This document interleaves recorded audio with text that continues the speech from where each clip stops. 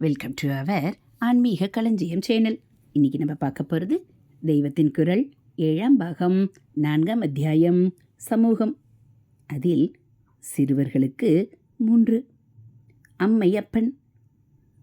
உலக குடும்பத்தின் அம்மாவும் அப்பாவும். இந்த உலகம் முழுவதையும் நடத்துகிறவர் சுவாமி.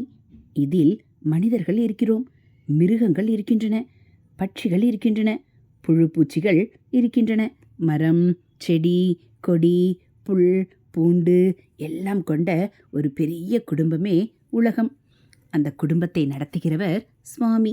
நம்முடைய சிறிய குடும்பம் ஒவ்வொன்றையும் அம்மா, அப்பா என்ற 2 பேர் நடத்துகிறார்கள். குடும்பம் நடப்பதற்கு சாமான்கள் வேண்டியிருக்கின்றன. அவற்றை வாங்குவதற்கு பணம் வேண்டி இருக்கிறது. அப்பா என்கிறவர் உத்தியோகம் செய்து சம்பளமாக பணம் வாங்கி கொண்டு வருகிறார். அந்த பணத்தை கொண்டு சாமான்கள் வாங்கி போடுகிறார்.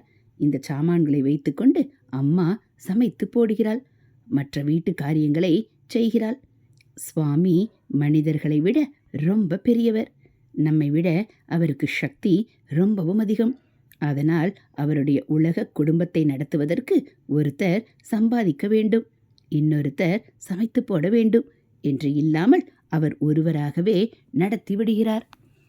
நம் அப்பா அம்மா மாதிரி சுவாமி சரக்குகள் வாங்க வெளியே போக வேண்டாம். எல்லா சரக்குக்கும் மூலம் அவரேதான். குணங்களும் சரக்குகள் மாதிரிதான். இந்த குணங்கள் எல்லாவற்றுக்கும் கூட சுவாமியேதான் மூலம். அவர் குணக்கடல். எல்லா குணங்களும் அவரிடமிருந்துதான் வந்தன. அப்பாவும் அம்மாவும் நமக்கு தருகிற சாமான்களுக்கெல்லாம் மூலம் சுவாமியிடமே இருக்கிற மாதிரி அவர்கள் இருவரும் நம்மிடம் காட்டுகிற அன்புக்கும் மூலம் சுவாமியிடம்தான் இருக்கிறது. நமக்கு எப்போதும் நல்லதையே நினைத்து கொண்டு நம்முடைய சந்தோஷத்துக்காக எத்தனை கஷ்டத்தையும் தாங்கிக் கொள்கிற அன்பு நம் அம்மாவுக்கும் அப்பாவுக்கும் இருக்கிறதல்லவா? நாம் நல்லவர்களாக வேண்டும், புத்திசாலிகளாக வேண்டும், நாம் வாழ்க்கையில் நன்றாக முன்னுக்கு வர வேண்டும் என்பதுதானே நம் பெற்றோரின் ஒரே குறிக்கோளாக இருக்கிறது. இதற்காகவே தான் அவர்கள் சில சமயங்களில் நம்மை தண்டிக்கிறார்கள், கண்டிக்கிறார்கள். இதை கொண்டு நாம் அவர்களிடம் கோபப்படக்கூடாது. நம்முடைய நல்லதை நினைத்தேதான் அவர்கள் கண்டிக்கிறார்கள் என்று உணர வேண்டும். அவர்கள் கோபித்து கொண்டாலும் அதற்கு கூட காரணம் நம்மிடம் அவர்களுக்குள்ள அன்புதான். இந்த அன்பினால்தான் அவர்கள் நம்மை வளர்த்து படிக்க வைத்து நமக்கு உடம்புக்கு வந்தால் இரவெல்லாம் கண் விழித்து கவனித்து எல்லா காரியங்களும் செய்கிறார்கள். இப்பேற்பட்ட அன்பு அவர்களுக்கு எங்கிருந்து வந்தது என்று பார்த்தால் இந்த அன்பு என்ற சரக்குக்கும் மூலம் சுவாமிதான். சுவாமியேதான் அப்பா அம்மா என்கிற உருவகங்களில் வந்து நம்மிடம் அன்பை செலுத்துகிறார். ஹரஹர சங்கர, ஜெய ஜெய சங்கர. அடுத்து அன்னையும் பிதாவும் முன்னறி தெய்வம். நம் அப்பாவையும் அம்மாவையும் சுவாமியாக நினைக்க வேண்டும். இதையே மாற்றி சுவாமியையும் அப்பா அம்மா என்ற உருவங்களில் நினைக்க வேண்டும். கொன்றைவேந்தன் என்ற நீதி நூலில் அவ்வை பாட்டி முதலில் அன்னையும் பிதாவும் முன்னறி தெய்வம் என்கிறாள். இது தாய் தந்தையரை தெய்வமாக நினைப்பது. இதை அடுத்தே ஆலயம் தொழுவது சாலவும் நன்று என்கிறார். ஆலயம் தொழுவது என்றால் ஆலயத்தில் உள்ள தெய்வத்தை தொழுவதே ஆகும். அப்படி தொழும்போது அத்தெய்வத்தையே தாய் தந்தையர் என அன்புடன் எண்ண வேண்டும். சுவாமி எல்லா இடங்களிலும் இருக்கிறார் என்றால் அவருக்கு நம்மை போல் உருவம் இருக்க முடியாது. ஆனால் உருவம் இல்லாத ஒருவரை எப்படி நினைப்பது? அதனால் அவரை அப்பா அம்மா என்ற 2 உருவங்களில் நினைக்க வேண்டும். நமக்கு தெரிந்தவர்களில் நம்மிடம் ரொம்ப அன்பாக இருப்பது தாய் தந்தையர் தானே. அன்பாக இருப்பவர்களை நினைத்து கொண்டால்தான் நமக்கும் சந்தோஷமாக இருக்கிறது. அதனால் சுவாமியை அம்மாவாக அப்பாவாக 2ம் சேர்ந்த அம்மையப்பனாக நினைத்து பக்தி செலுத்த வேண்டும். பார்வதி என்ற அம்மாவாகவும் பரமசிவன் என்ற அப்பாவாகவும் அவர் ஆகியிருக்கிறார். லக்ஷ்மி என்ற அம்மாவாகவும் மகாவிஷ்ணு என்ற அப்பாவாகவும் ஆகியிருக்கிறார். சீத்தை என்ற அம்மாவாகவும் ராமர் என்ற அப்பாவாகவும் ஆகியிருக்கிறார்.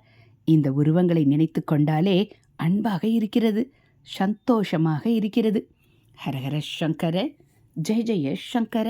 அடுத்து மனமும் அறிவும் தெளிய. மனத்தில் அன்பும் சந்தோஷமும் இருக்கிற போது புத்தி தெளிவாக இருக்கிறது.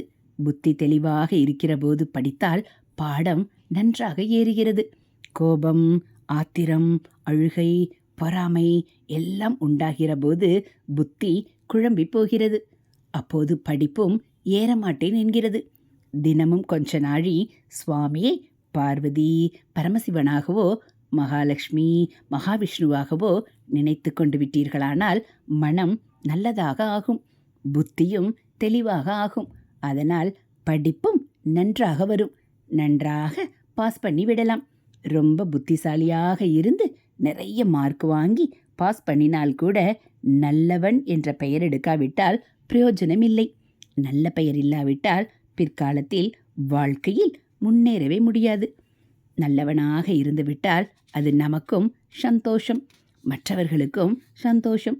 பெரியவனான பின் வாழ்க்கையில் முன்னுக்கு வருவதற்கும் அதுதான் உதவும். நம்மை நல்லவர்களாக புத்திசாலிகளாக இரண்டாகவும் செய்வது சுவாமியிடம் நாம் வைக்கிற பக்திதான். ஹரஹர சங்கர, ஜெய ஜெய சங்கர. அடுத்து சிறு வயதிலேயே சுவாமியிடம் பிடிப்பு. இந்த சின்ன வயதிலிருந்தே சுவாமியை பிடித்து கொள்ள வேண்டும். இப்போதுதான் அவரை கெட்டியாக பிடித்து கொள்ளவும் முடியும். வயதாக ஆக வேறு பல தினுசான ஆசைகள் எல்லாம் வந்து சுவாமியை நினைக்க ஒட்டாமல் இடைஞ்சல் செய்யும். இப்போது உங்களுக்கு அந்த இடைஞ்சல் இல்லை. அதனால் இப்போதே அவரிடம் பக்தி வைக்க பழகிவிட்டால் அப்புறம் கூட அந்த ஆசைகள் உங்களிடம் வந்து உபத்திரவம் பண்ணாது.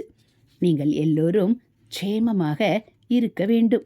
நிறைய மார்க் வாங்கி நன்றாய் பாஸ் பண்ணி வாழ்க்கையில் நல்ல நிலைக்கு வர வேண்டும்.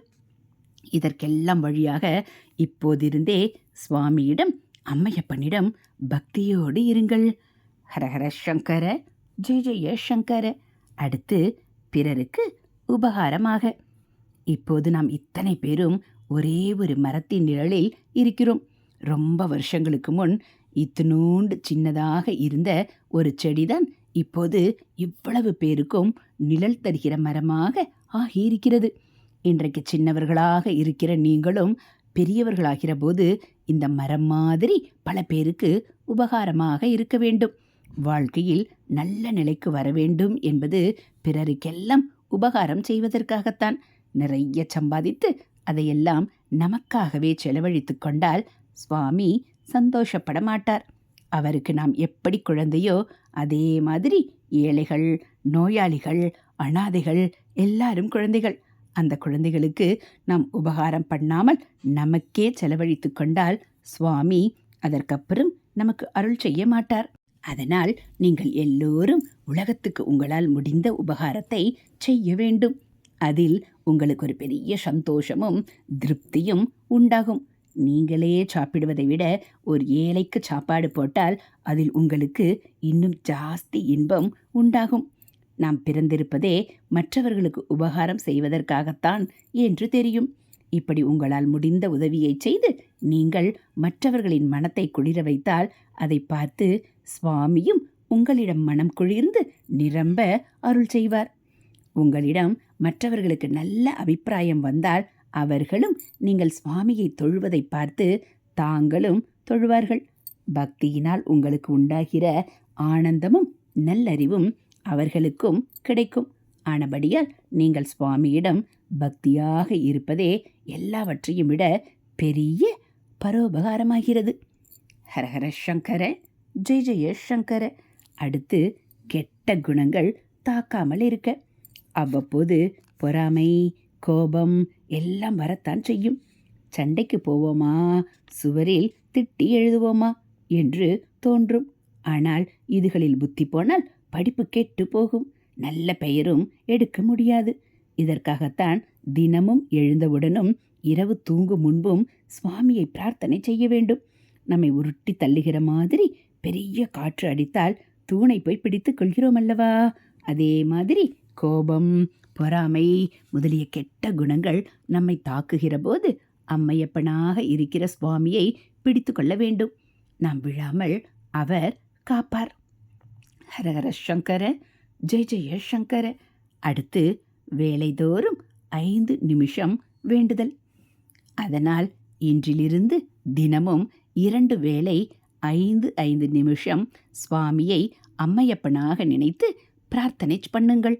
நான் கெட்ட வழி போகக்கூடாது, எனக்கு நல்ல புத்திதா என்று அன்போடு சந்தோஷமாக பிரார்த்தனை பண்ணுங்கள். இதனால் நல்ல மனம், உறுதியான புத்தி, படிப்பிலே பாஸ், பிறகு உயர்ந்த உத்தியோகம், பிறர் எல்லாருக்கும் உபகாரமான நல்ல வாழ்க்கை எல்லாம் உங்களுக்கு ஏற்படட்டும். ஹரஹர சங்கர, ஜெய ஜெய சங்கர. அடுத்து அரோகரா.